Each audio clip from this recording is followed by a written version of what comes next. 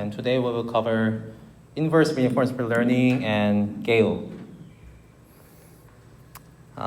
So we learned a couple of imitation learning algorithms, including behavior cloning and Dagger. So behavior cloning is an offline supervised learning from expert state action pairs. So we prepare pairs of state actions, and then we just simply try supervised learning, just simply pass the input state to the policy function, and then supervise the output action with the prepared action from expert. That was the behavior cloning, but the problem was that it suffered from covariance shift and quadratic error growth. The reason is that once there is some errors, recovering from such errors is it's not very trivial for behavior cloning. And Dagger, the motivation is to address the covariance shift and quadratic error growth of the behavior cloning. It's like interactive imitation learning. It aggregates expert relabels of agent visited states. So we assume there is some expert policy function. It could be human, or it could be some pre-trained off-the-shelf policy function. Anything can be used.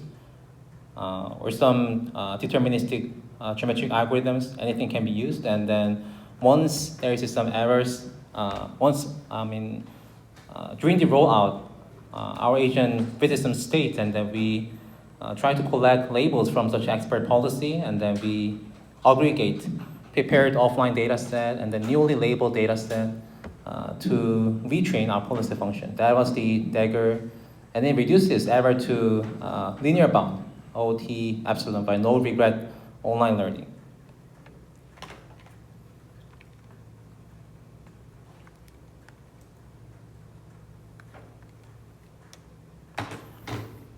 Both methods assume the expert provides action labels for any state we ask about, but action labels are often unavailable. We may only observe expert trajectories, not the control signals, and even with action labels, mimicking action does not reveal why the expert acted that way. And that is the motivation of today's inverse reinforcement learning and GAIL. So today we will learn the expert underlying objective and optimize a policy against it. So the final objective is always getting policy, but how we achieve is a little bit different. Behavior cloning, we simply try supervised learning, but Dagger, we try some kind of advanced strategy, just interactive relabeling with expert policy.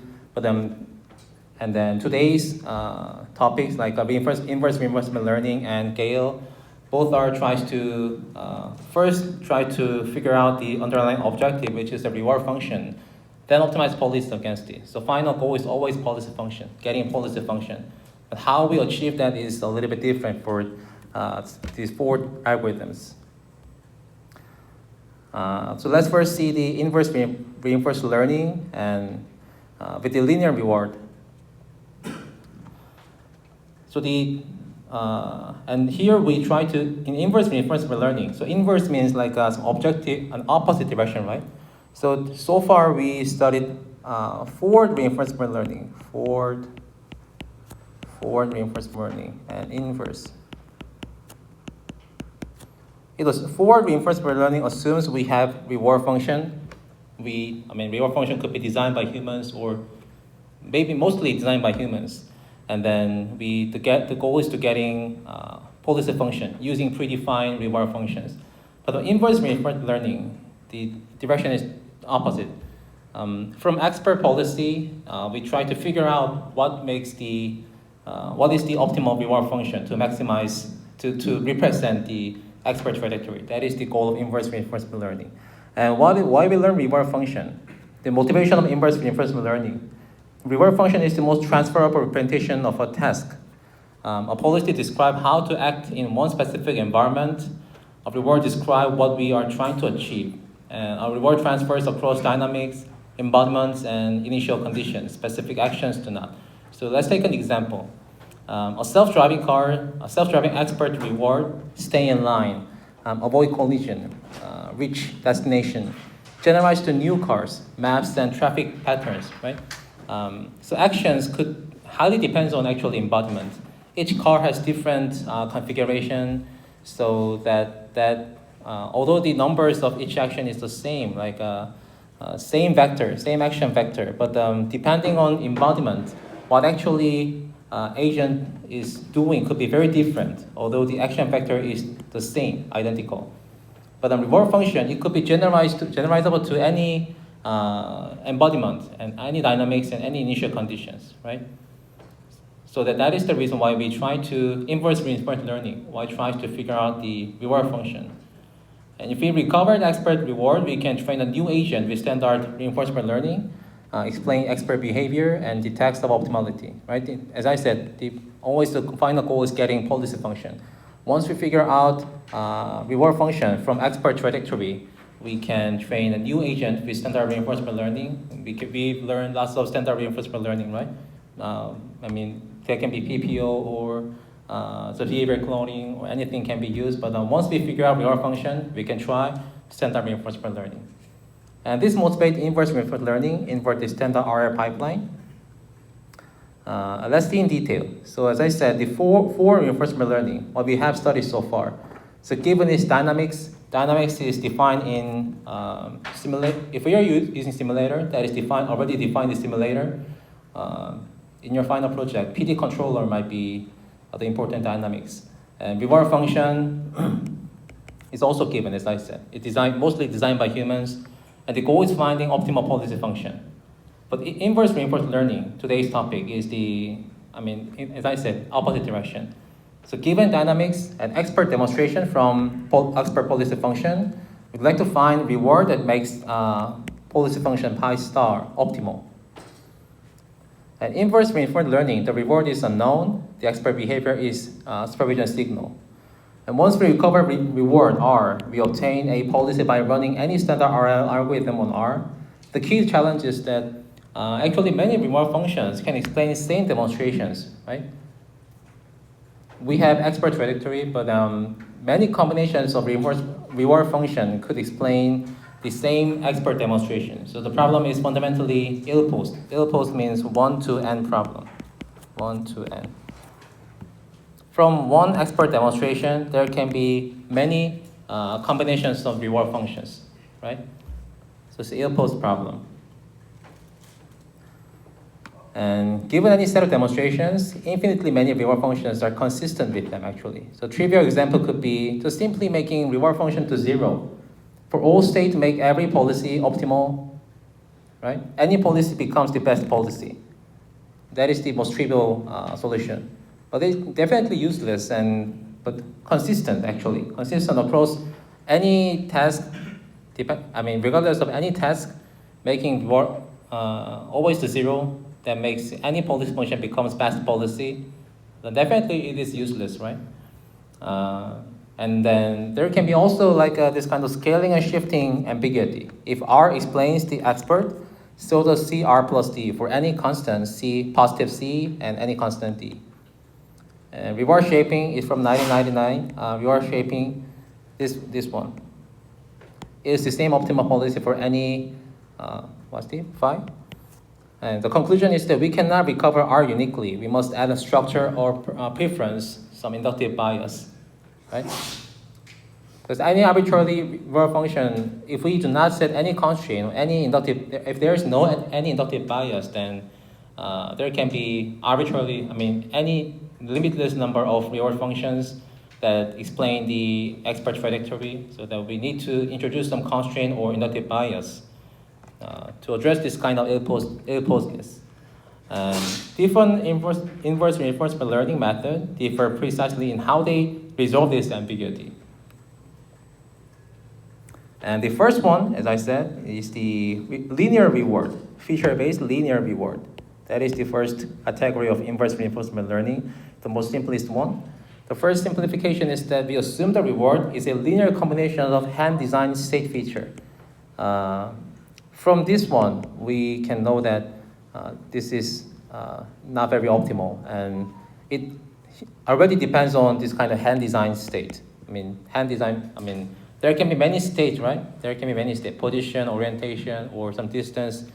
We still need to introduce human-designed state features.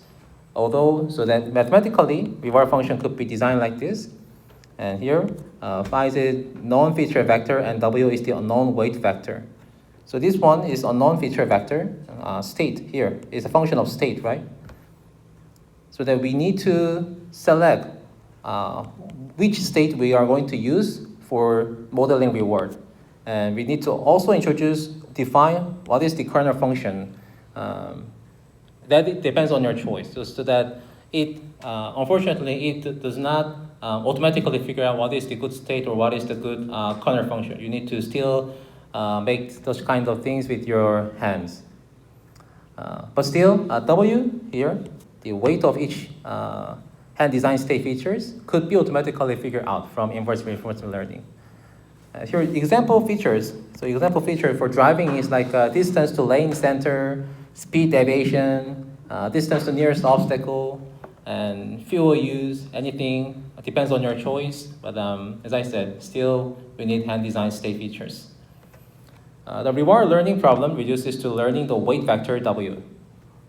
Because we already introduced which state are we going to use and which kernel function we are going to use, so that one remaining thing is that just getting the weight vector W.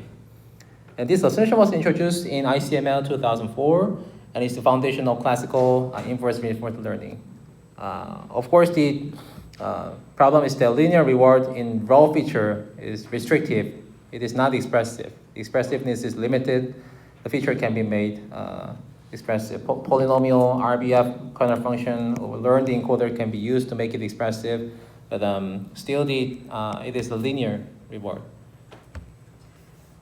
But anyway, if we somehow introduce hand design state features, and then we use kernel functions, and then the remaining thing is just getting weight vector W, right? And let's define some things, like define the feature expectation of a policy as the expected discounted sum of feature under its trajectory. So here, this one, trajectory is from policy function. Trajectory is like pairs of state and action. State, action, state, action, state, action. So this one is just some hand design state features, right? And then we get expected discounted sum of feature under its trajectory. Let's define that as a mu. It's function of policy function, right? Because the trajectory is from policy function, so that it's function of policy. And the expected return under a linear reward RS could be rewritten like this here. A linear reward RS is this one. This is from the previous slide definition, right? And then the definition of value function is just the sum of discounted reward, right? And then we can rewrite this one. We can rewrite this discounted sum of reward function with the mu, right? Because we already defined RS is in linear reward, inverse reinforcement learning for linear reward version, we already defined reward is a linear combination of learnable weight W and then state feature, right? So that we can rewrite this RS with this one, and then W is just a constant. It is not a function of T, so that we can make this out. And then finally, value function is just a function of WT times mu pi, right? So what can we think about this? The key insight is that matching expert feature expectation is sufficient to match expert expected return for every linear reward. So actually our goal is making so the W is optimizable parameter, and then we'd like to match our learnable reward function with the expert expected return, right? We'd like to make this one V value function. Our optimizable value function and the real value function should be the same. But to this end, we can simply ignore a value function, and then we can only think about this one, WT mu pi, because value function could be rewritten with this W transpose mu pi. So in this one, if mu pi is equals to mu pi star, then V pi equals to V pi star, because we already defined the relationship between value function and mu. because W is the same, so that let's rewrite this one. Mu pi and mu pi star are the same, then V pi is W transpose mu pi. V pi star is W transpose mu pi star, right? We have the same W transpose, we can cancel them, and then so that from this one, we can actually ignore W, and then if we need to simply match this mu with the expert mu pi star. Then we can simply match V value function as with the expert value function for every choice of W, right? So the feature matching, if a learning agent satisfies the matching condition, mu pi is equals to mu pi star, its expected task performance V pi will perfectly match expert performance V pi star. So in order to match expert reward function, value function, we can simply match mu pi, which is a expected discount sum of feature, right? To figure out what is the optimal reward function, we need to simply match expected discount sum of feature state here. So what we need to consider for the inverse reinforcement learning with reward linear assumption, we only need to take care about mu pi. We need to make mu pi identical, match. It needs to be matched with the expert mu pi star. That's all. Then we can figure out what is the optimal reward function. That is what this equation is saying. And the mathematical equivalence holds strictly true for any choice of W because W is the same, so that we can cancel them, and completely bypassing the need to identify exact unique scalar reward of the expert. So from now, we will see how can we make our optimizable mu pi how can we make our optimizable mu pi matched with the expert mu pi star. Because once we make mu pi and mu pi star make the same, then we can automatically get optimal reward function because value becomes the same. Then as I said, our goal is making mu as the same as the expert version. So here, estimate expert feature expectation from M demonstration trajectory. Here, let's define this one first. This is the constant. Assuming we have expert demonstration, expert trajectory, and then we can simply predefine state and kernel function, and then we can simply make average of them so that we can make this one mu expert. As I said, now we are going to figure out how can we mu pi I. How can we make these two same? How can we make them? How can we make them same? That is the goal of this algorithm. Because once we make our optimizable mu pi I and mu expert becomes the same, then we automatically figure out the optimal reward function based on the previous slide. So this algorithm tries to figure out how can we make mu pi I becomes the same as the mu e. That is the goal of the below algorithm. So first we initialize a random policy function, pi 0, compute, and then we can compute mu pi 0. And at iteration I, find weight vector W that maximize the margin between mu e and previously found policies. And mathematically, we can say like this. It is actually very similar to support vector machine. I guess you know support vector machine, SVM. It tries to maximize margin between the two data points. Maximize margin T, subjective to is 1, while the norm of W is equals smaller than 1. It's very similar to SVM. So it tries to, what does this mean is that we try to figure out what is the distinctive feature that makes our mu pi and mu expert becomes very different. What is the distinctive feature that makes our optimizing mu pi and expert mu becomes very different? What is distinctive feature? That is the goal of finding this maximal margin T, right? And use forward RL to compute the optimal policy for reward, this one. That makes sense because what does this is that we find the most distinctive feature that makes our optimizing and target mu becomes very different, and then that actually in this direction, that distinctive feature is the key to optimize our mu, becomes very close to our mu epsilon, right? Once we figure out distinctive feature, we can optimize this mu pi, becomes close to mu expert, using distinctive feature. Distinctive means, very different. The maximize margin, maximize distance between them. Feature direction. Right? So let's take a very simple example. So let's say there's a color, RGB, and then RG white. Let's think about this.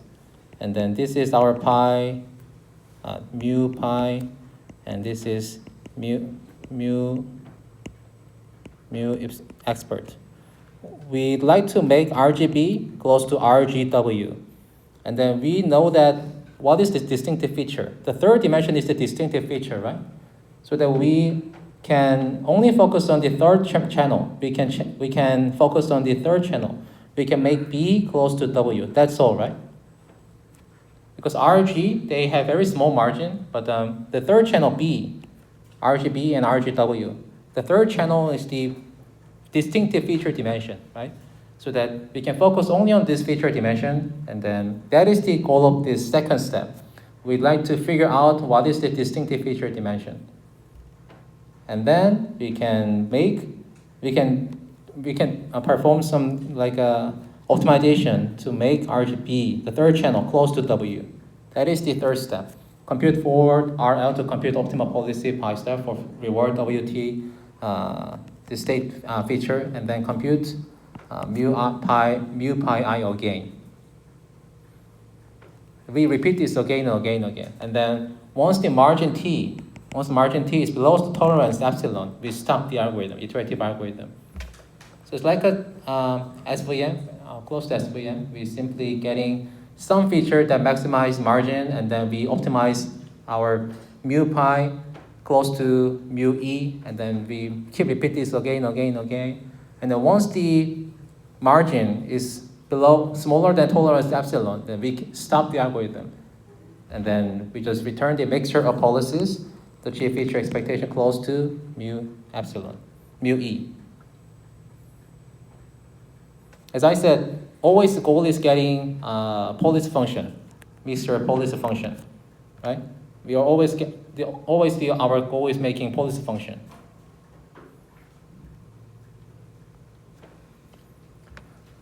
So that, as I said, geometric intuition is that each iteration find a direction separating expert feature expectation from the convex whole of previously found policy feature expectation. Then compute the best response, a new policy, and add it to the whole. And the algorithm terminate the goal notation k log k divided by epsilon iteration, where k is the feature dimension. And strength is the well-defined optimization problem with convergence guarantee, but there are some limitations. Like many reward weights W produce the same matching policy.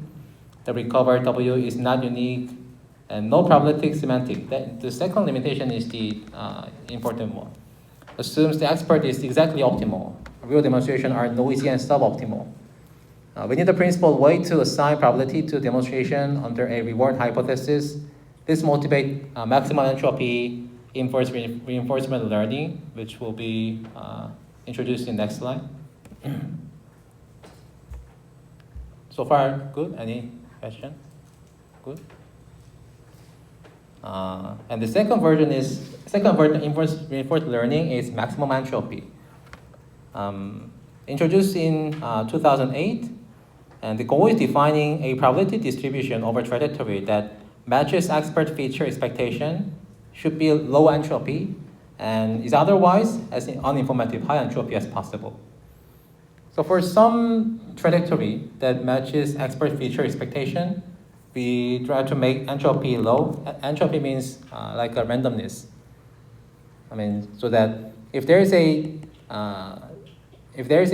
good clue for optimizing our policy function, then we try to make entropy low. But otherwise, like if there is not enough data, there is not enough clue, then we try to make the entropy high. That is the goal of maximum entropy inverse reinforcement learning. So here, why maximum entropy? Among all distribution consistent with the data, maximum entropy distribution makes the fewest additional assumptions, and choose a distribution p tau over trajectories that has the highest possible entropy subject to feature expectation matching. And this single principal choice resolves the ambiguity of inverse reinforcement learning. It also gives a closed form probability distribution we can fit by maximum likelihood. Let's see detail. So mathematically, as I said, this one is entropy, right? We try to make entropy as maximum as possible. Find the distribution p tau over trajectory that solve this one. As I said, make the distribution uniform, high entropy. Uniform means, I mean, this is uniform distribution, right? It has the highest entropy. So we'd like to make the distribution high entropy while matching expert feature. So some expert feature that we can make the low entropy, then we lower our optimization to achieve low entropy. But otherwise, if there is some confusion cases, then we make our distribution high entropy. That is the philosophy of this maximum entropy inverse reinforcement learning. Right, this one. This is from our optimizing trajectory, and this is the optimizable probability distribution. And then here, this is our target, right? So that still, the condition is that this one. By making, I mean, this is just, as I said, this is a probability, so that it's like an expectation. So expectation of our feature state. This is actually consistent with the definition of, where is it? Definition of this one, right? Expectation of hand design features.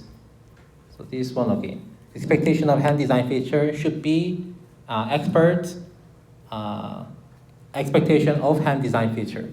So while matching expert feature, we make distribution uniform. That is the philosophy of this maximum entropy inverse reinforcement learning. And we use Lagrangian multiplier W for feature constraint and lambda for normalization. I think you learned Lagrange multiplier in algorithm class. We are not going to deeply study Lagrange multiplier, but the reason why we introduce Lagrange multiplier is that it is, I mean, we need to introduce it to differentiate while keeping the condition, right? So that is the reason why we use Lagrangian multiplier. And differentiate Lagrangian with respect to p tau and set to 0. And this gives this form of optimal distribution. We are not going to study very deeply derivation, but once we do this, differentiate Lagrangian with respect to p tau and set to 0, then we get this one. That is called Boltzmann distribution. Solving the Lagrangian Ills-Boltzmann gives distribution over trajectory. So as I said, this one, maximum entropy, while we differentiate Lagrangian with respect to p tau and set to 0, there are many steps, and then finally, after solving all this stuff, and then we figure out that p tau has a Boltzmann distribution. That is what we have from the previous slide. Where the partition function is this one. This is normalizing factor, right? But what does this say? Trajectory with higher reward are exponentially more like. This one is reward function, right? This one is reward function. So trajectory with higher reward exponentially more like from this exponential, right? The expert is assumed to be approximately optimal, not exactly optimal. And this is soft probabilistic model that naturally tolerates noise or suboptimal demonstrations. So in linear reward function, there is no probability, right? There is no probability at all. But here we have probability. some reward that has for some cases with low reward, it has low probability. But with some cases with high reward, we have high probability. So in linear reward, we does not have any probability concept. But here, maximum entropy reinforcement learning, we have probability, so that for some bad cases with low reward, we assign high entropy to make it like a uniform randomness. But if we have enough data, then we assign low entropy. That is the goal of maximum entropy reinforcement learning. And given expert trajectory, we fit W by maximizing the log likelihood. Here, where is it? LW is this one. And then we maximize log likelihood because the expert trajectory, expert trajectory is our target, right? That is our ground truth. So we need to make log likelihood maximize. So this is the expert trajectory. And this is our log likelihood loss function. And then this is just the average of log P. And then P from P. What is P? We already discovered P, like a Boltzmann distribution, right? So that we can simply do this one. And then taking gradient to W, respect to W, we can get gradient like this. Interesting thing is that it looks very similar to the previous linear reward function, right? What we try to do in linear reward function, as I said, making our mu pi and expert mu almost the same. That was the goal of our linear reward function, right? Because we discovered that this equation, this relationship. If mu pi and mu pi star are the same, then values could be the same. So then our goal is making mu between our optimizing policy and expert should be the same. And here gradient has the similar form, right? Here, we'd like to make the introduce gradient, and what does this mean is that we are trying to optimize our policy function to be close to mu e by introducing this gradient, right? So the philosophy is very similar. So gradient is difference between expert feature expectation and model feature expectation. At the optimum, expert and model feature expectation coincidence, the same condition as the previous ICML paper, derived from the probabilistic principle. It shares some kind of similar philosophy, but here maximum entropy IRL is more like an advanced version because there is a probabilistic concept. There is some mathematic derivation for the gradient, taking gradient with respect to W in L. You don't have to memorize this. If you're interested in, you can see this one. But anyway, the final output of this gradient is this one. The gradient, we discovered that. This is like a little bit complicated, so let's revisit this slide. Our goal is making distribution uniform, high entropy, while matching expert feature, right? So we'd like to discover what is the expression of the p tau that satisfy all these constraints. So that we differentiate the Lagrangian multiplier with respect to p tau and set to 0, and then we find out that p tau has this kind of expression, which is consistent with the Boltzmann distribution by solving the Lagrangian differentiate, right? And then given expert trajectory. So here we need to, then remaining thing is we need to fit W, right?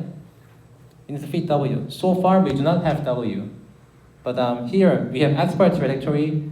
For expert trajectory, we need to maximize log likelihood because that is that makes sense, right? Because for expert trajectory, that is the ground truth, so that we need to maximize likelihood for that expert trajectory.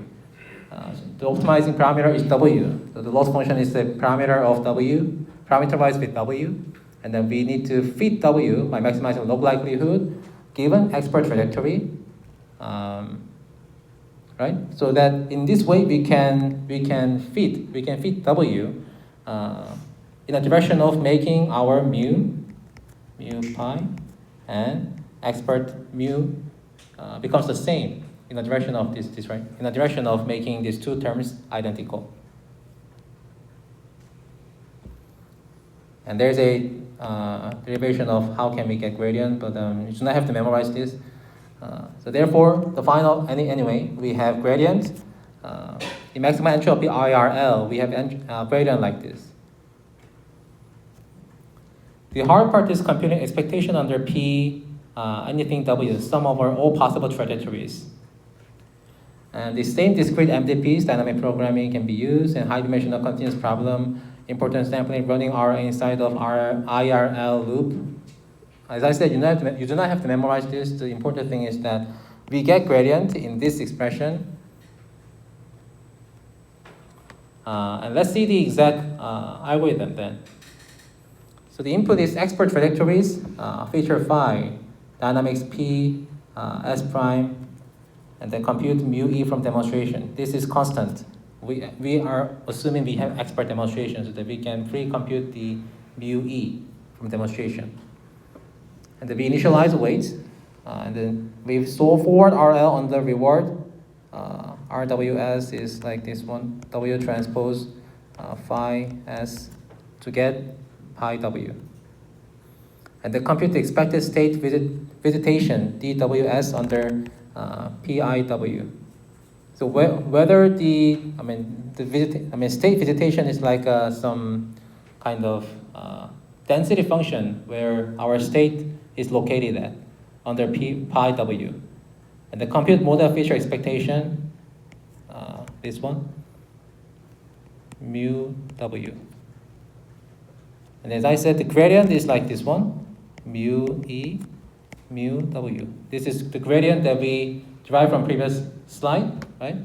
That we update W in the direction of making mu E and mu W the same. This alpha is just the learning rate.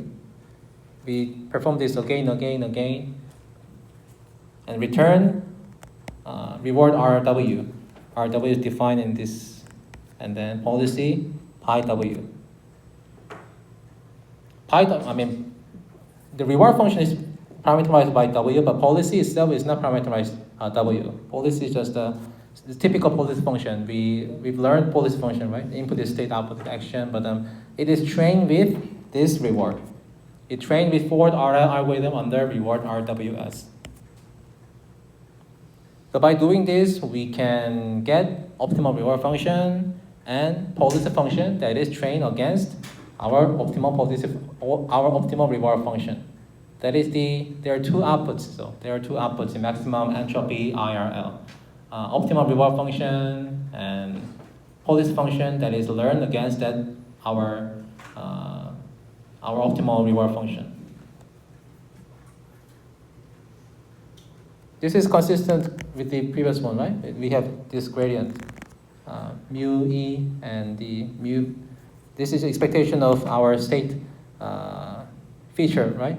So that expectation of feature expectation is mu W, and then this is gradient, same as the previous slide, and then we optimize W.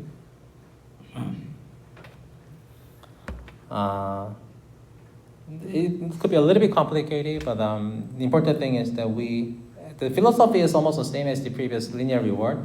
We'd like to make the mu E and mu W identical. That is always our goal. Because in previous slide, we figured out that once they are the same, value could be the same.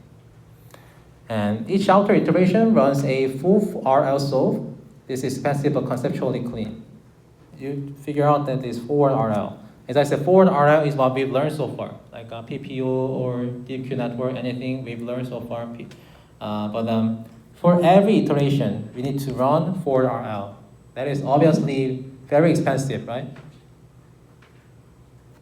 Typically, training some policy function, depending on the length of duration of sequence or difficulty of task, but it could take several minutes to several hours to train a policy function. So this single step could take several minutes or several hours. So we need to repeat these k steps, right? So definitely computationally very expensive. So I guess maximum entropy RL tries to introduce, I try to address some very maybe easy task that the forward RL does not take too long time, maybe. But typically for some complicated high-dimensional continuous task, forward RL takes several minutes to several hours. But we need to keep this k times, so the computation is very expensive.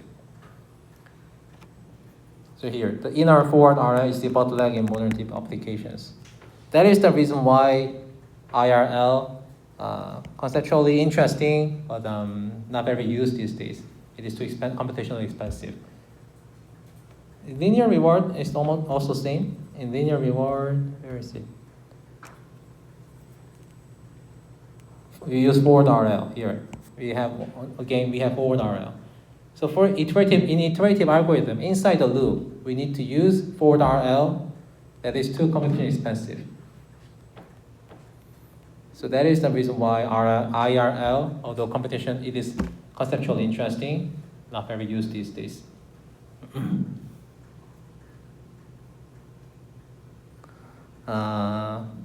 So in the tabular finite horizon case, W is concave in W, unique global maximum.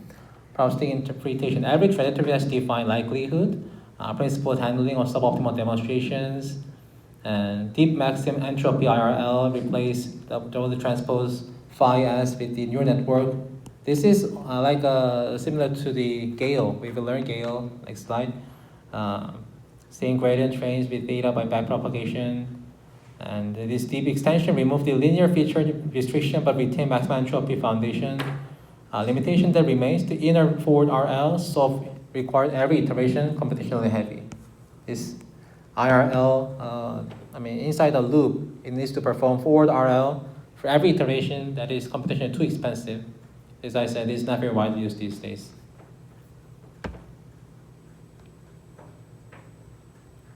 It's okay. I guess this is a little bit complicated, but so you do not have to memorize all this kind of mathematical derivation, but I encourage you to understand this kind of, why we are doing this and why we are trying to optimize, and then what is the motivation of IRL, such kind of stuff.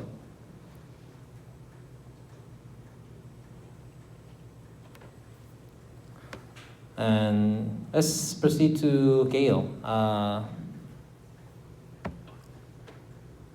It is, relatively introduced recently than the inverse reinforcement learning. The inverse reinforcement learning, they are introduced in 2004, 2008. And the motivation of GAIL is that we not try to figure out the explicit reward function. So maximum entropy IRL requires explicit reward function and then a policy. And the reward is useful byproduct, right? As I said, our final goal is always getting policy. But the reward is useful byproduct because, as I said, reward is the transferable representation of a task, so that once we figure out reward function, then we can train agent with diverse embodiment and diverse representations. But if our only goal is policy that imitates expert, recovering reward is extra step, right? So each IRL iteration requires solving a full forward RL problem. This is the main computational cost. The question is that can we directly learn a policy that matches the expert state action distribution without explicit reward? That is the motivation of GAIL, without explicit reward. Introduced in Reviews 2016. Frame imitation as a distribution matching problem solved with a GAN. This is GAIL. The core idea is minimize divergence distance between the agent state action distribution and the experts. Generative, I guess you know this one. I guess you know generative adversary network.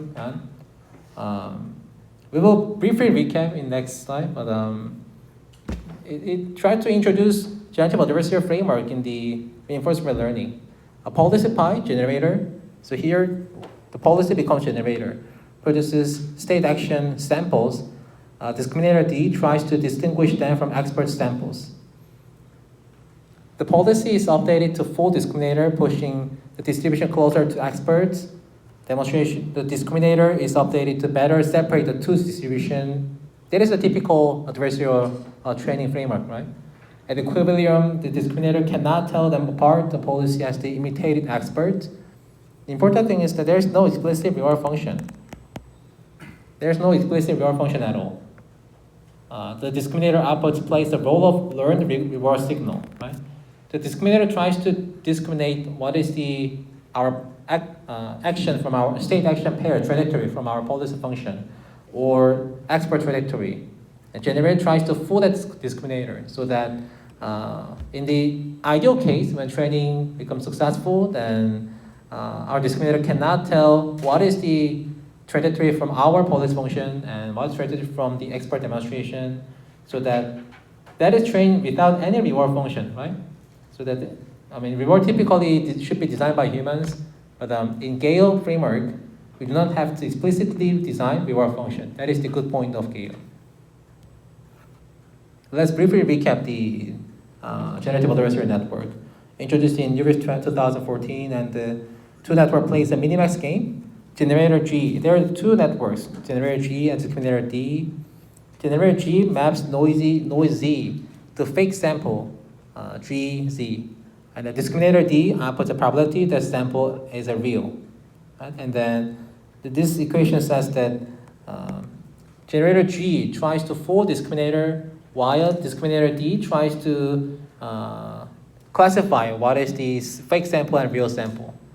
And then these two generator discriminator are trained together so that in ideal case, there is a good balance between generator and discriminator, so that at the final training stage, and then generator G is capable of producing some samples that are very close to real samples.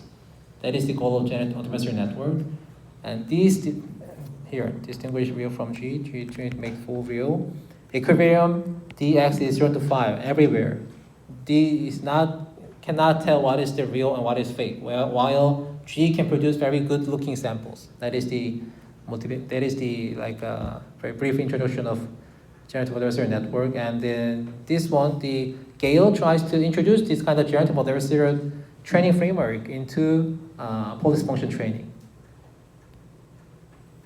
So replace G with the policy pi that generate as a sample by environment interaction, right? It takes state and output action, and then we can pass the action to the environment, and then this is called rollout, and then from this rollout we can get this kind of SA samples, right? SA trajectory. Replace real samples with expert pairs. Except for this entropy term, exactly the same as the generative adversarial network loss function. DSA is the probability that SA came from pi agent, not expert. The discriminator D is a neural network with parameter theta D trained by a binary classification. So that here, our policy function is trained to output some action that is very close to real action distribution, and then discriminator tries to discriminate what is the SA sample, what is SA trajectory, whether they are from our policy function or real expert demonstration. And we have additional loss term here, right? That is entropy. Minus lambda h is the entropy bonus. Prevent collapse to deterministic mimicry, encourage exploration. So we are trying to maximize the entropy so that we encourage our policy function to explore. That is actually also, I guess, is in use in PPU as well. For the exploration, we encourage our policy function to explore by increasing entropy. Anyway, the pi cannot be trained by backpropagation through environment. We need RL to optimize it. That is true, right? Because here, generate SA pairs by environment interaction. So D discriminator takes as 1 A1, S2 A2, Sn An trajectory tau.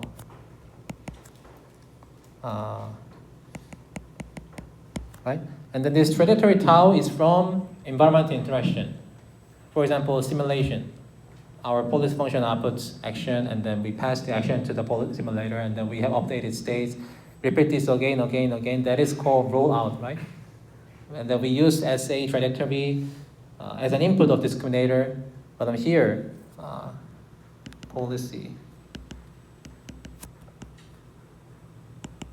sim. This sim, this one, is not differentiable, this one. It's not differentiable so that we cannot use typical just adversary network, so that we need to use RL to optimize it. As I said, we cannot differentiate through environment dynamics to update pi, and instead treat discriminator sample as a learn, reward, and optimize pi with policy gradient. We can use TRPO, OPPO, anything we can use. The important thing is that we do not rely on any prepared hand-designed, human-designed reward signals. We only use discriminator signal as a learned reward signal. When the discriminator is confident with the sample came from agent, the reward is low, right? When the discriminator is fooled, the reward is high. The policy is rewarded for visiting state action pairs that look indistinguishable from the expert. This is the same as our machinery from earlier lectures, only the reward source has changed. I mean, this looks very interesting, but unfortunately, this is also not very used these days. We will see limitations later, but conceptually, I think it's very interesting. I mean, the learning algorithm is not very complicated, just the same as the generative adversary training framework and then our PPO stuff, just combining them together, that becomes the GAIL algorithm. Let's say we have expert trajectory D, sample from pi E, initialize policy parameter theta, discriminator parameter W, and then we roll out pi theta in environment to collect trajectory, right? As I said, these are pairs of state action. Update discriminator W by ascending this one. This is tries to make the discriminator, train discriminator to distinguish the trajectory, whether it's from our policy function or real expert demonstration. And compute per step reward here.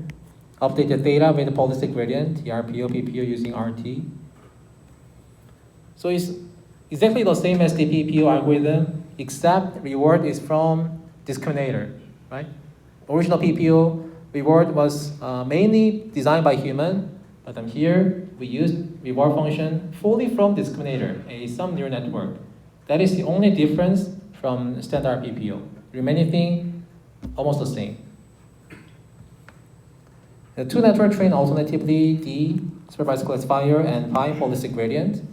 And unlike maximum entropy RL, there is no inner loop reward forward RL solve, only one policy gradient step per outer iteration. Right? You cannot find any forward RL here.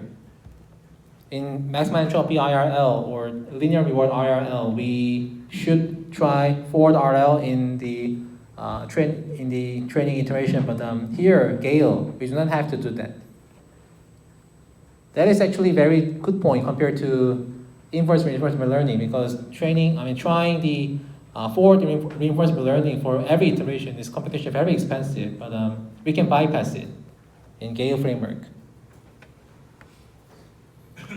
And the author of GAIL showed that GAIL is equivalent to minimizing divergence between agent occupancy measure and expert, and occupancy measure is the discounted joint distribution of our state action pairs. And under the optimal discriminator, the GAN game implicitly minimized Jensen-Shannon divergence. And equivalently, GAIL solves the regularized RL problem where the regularizer matches JSD style cost. I mean, you don't have to memorize this. This is just an interpretation of GAIL.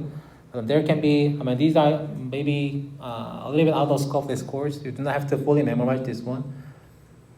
If you are familiar with the machine learning and generative framework, if you're interested in, you can read this. But the practical notes are important.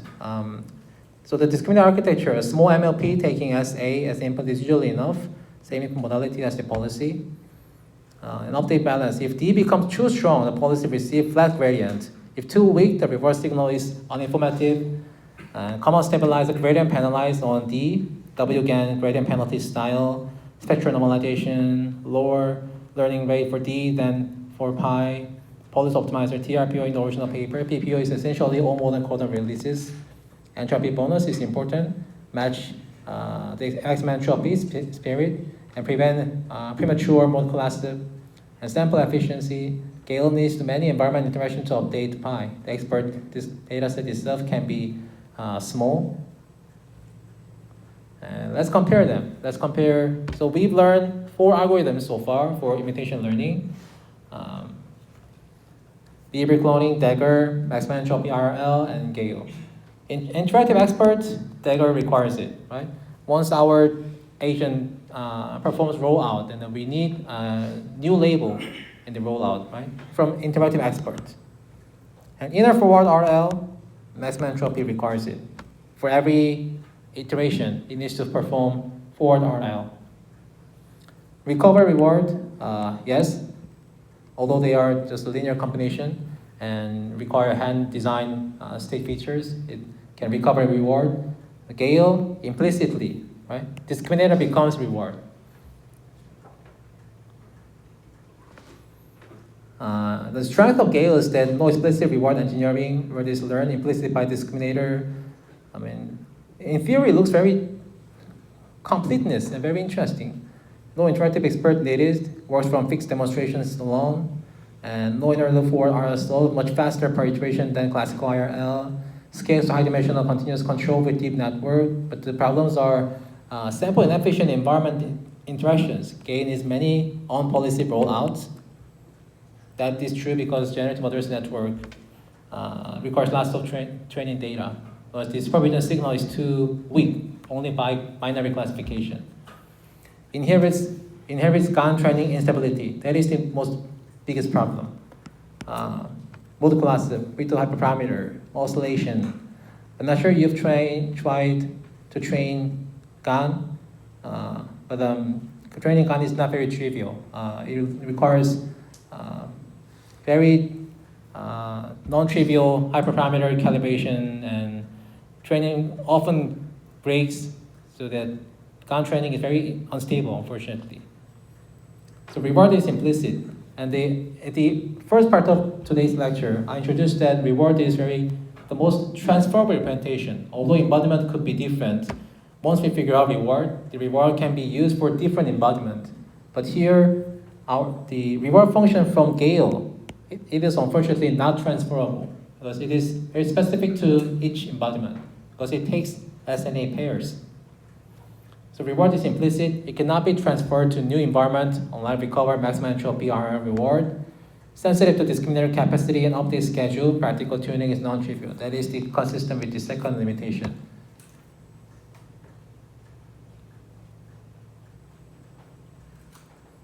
So likewise, generative models shift from GAN to diffusion models. There is also diffusion policy. We will maybe learn diffusion policy next week. So the GAN is good, but training is too unstable, so that these days people are not trying to use GANs, but instead use diffusion. And there is also diffusion policy these days. We'll learn that in next week. Anyway, standard RL given a reward, find a policy for direction. IRL given expert behavior, find a reward, and then a policy in first direction. GAIL, given expert behavior, find a policy directly by adversarial distribution matching. Reward is implicit. GAN is a given real sample, find a generated that produce matching sample via discriminator. GAIL is a breach. Mathematically, a GAN where generates a policy, and data are expert demonstration. So conceptually, I think it's very interesting. So which algorithm should you use? Which imitation method should you use? Depending on your situation, if you have action label, no environment access, low task horizon, use behavior cloning, simple and often strong baseline. Have an interactive expert who can label arbitrarily state, use Dagger, best linear error bound, simplest to implement. Have only state action demonstration, want an explicit reward to inspect or transfer, use maximum entropy or guided cost learning. Have only state action demonstration, want a working policy without the reward, use scale or its variance. As I said, in modern large-scale work, plain behavior cloning a massive data set often wins simply because of data volume. That is philosophy of use and VLAs. We will see this also later. Okay, let's summarize. Inverse reinforcement learning recovers the reward function that best explained expert demonstration. The problem is ill-posed. Different methods solve ambiguity differently. Matching RL recovers the linear reward by matching feature expectation. Maximum entropy RL choose maximum entropy distribution consistent with the expert feature, building a Boltzmann distribution and clean MLE objective. GAIL bypasses explicit reward recovery and matches the occupancy distribution via adversary gain. Each method represents a different trade-off between interpretability, computational cost, and generalization. Okay, so this is the final part of imitation learning. Any question about today's topic?